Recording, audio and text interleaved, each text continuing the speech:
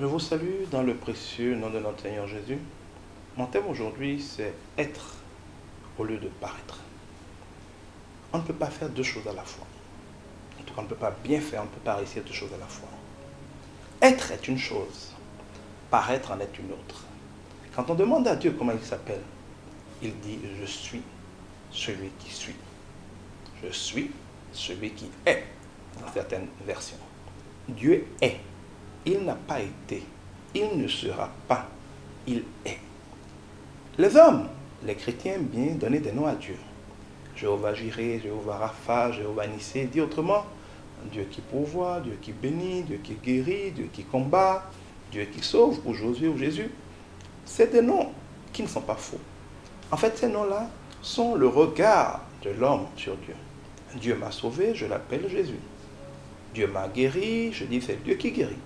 Dieu a pourvu, je dis c'est Jéhovah Jireh. Dieu a combattu pour moi, c'est l'Éternel Dieu des armées.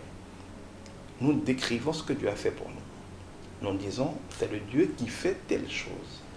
Mais Dieu lui-même se définit comme le Dieu qui est.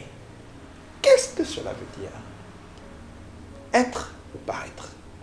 Les choses ont une nature.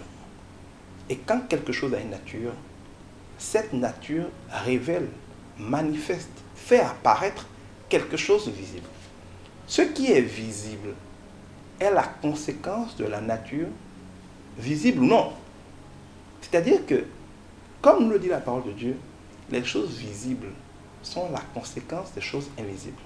C'est l'invisible qui crée le visible et pas l'inverse.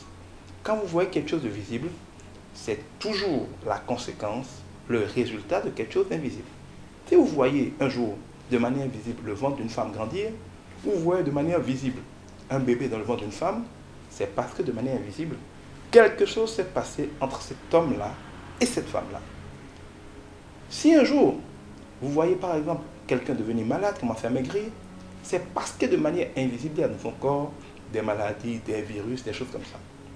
Si nous sommes capables, par exemple par nos téléphones, de communiquer, c'est parce que dans nos téléphones, il y a des fréquences, il y a des ondes GSM qui interconnectent nos téléphones. Si nous pouvons faire des choses visibles sur Internet, c'est parce qu'il y a un réseau invisible qui est en action. Si je parle et que rien ne sort de visible de ma bouche, mais qui a de l'effet sur vous, c'est parce qu'une parole invisible va produire des résultats visibles dans votre vie. Dieu dit que c'est les choses invisibles qui sont. Et elles sont éternelles. Mais elles se forment dans la réalité matérielle. Quelque chose d'invisible va donner un résultat visible, va former un résultat visible.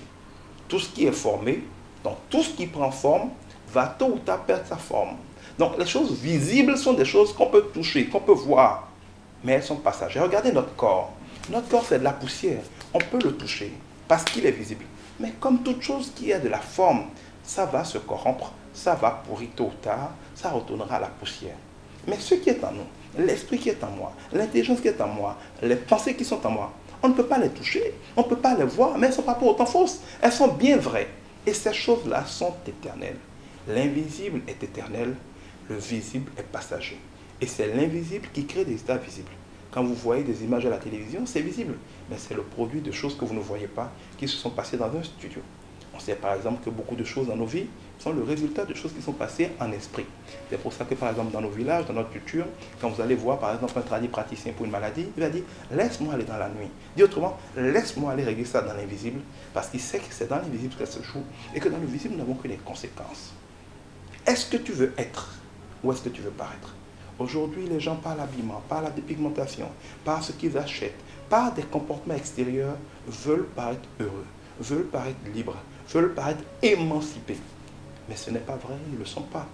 La plupart des gens qui se droguent, qui fument, qui s'habillent de manière dépravée, qui ont des relations sexuelles démodées, animales, bestiales, homosexuelles, vous diront qu'ils sont libres. Ils veulent paraître libres. Ils se tatouent, ils se comportent comme des animaux. Pour eux, c'est la même manière de dire « je suis libre de faire comme je veux ». Mais maintenant, sont-ils libres ou sont-ils esclaves du diable? Esclaves des soucis, esclaves du chagrin, esclaves de cette vie animale. Est-ce qu'ils sont heureux? Si vous êtes de ce genre-là, est-ce que vous êtes heureux? Vous n'êtes pas heureux. Vous êtes des prisonniers de Satan qui vous malmènent en vous faisant chanter l'hymne de la liberté. Quand vous voulez paraître libre, alors que dans votre cœur, vous n'êtes pas libre, c'est pathétique. Des gens veulent paraître riches alors qu'ils ne sont pas riches. Ils veulent paraître importants alors qu'au fond d'eux, Ils savent qu'ils ne sont rien. Les gens veulent paraître beaux. On achète des habits très chers, on met des bijoux, on se typiquement, on fait des couleurs, des cheveux de couleur verte, jaune, bleu, rouge. On est prêt à faire n'importe quoi, et souvent des choses insensées, parce qu'on veut donner une impression. Ce qui n'est pas, quand on le fait paraître, va peut-être paraître un peu, mais va disparaître. Ne vous fatiguez pas à paraître. Quand tu es, ça paraît tout seul. Quand tu veux paraître, c'est toujours que dans le fond, tu ne l'es pas. Si tu veux paraître important, tu sais, c'est parce que tu n'es pas important. Si tu veux paraître belle, c'est parce que tu doutes de ta beauté. Si tu veux paraître honnête, c'est parce que tu sais ne pas l'être. Sois vrai. Sois libre parce que tu es vrai. Contente-toi d'être et laisse Dieu te faire paraître. Que Dieu te bénisse.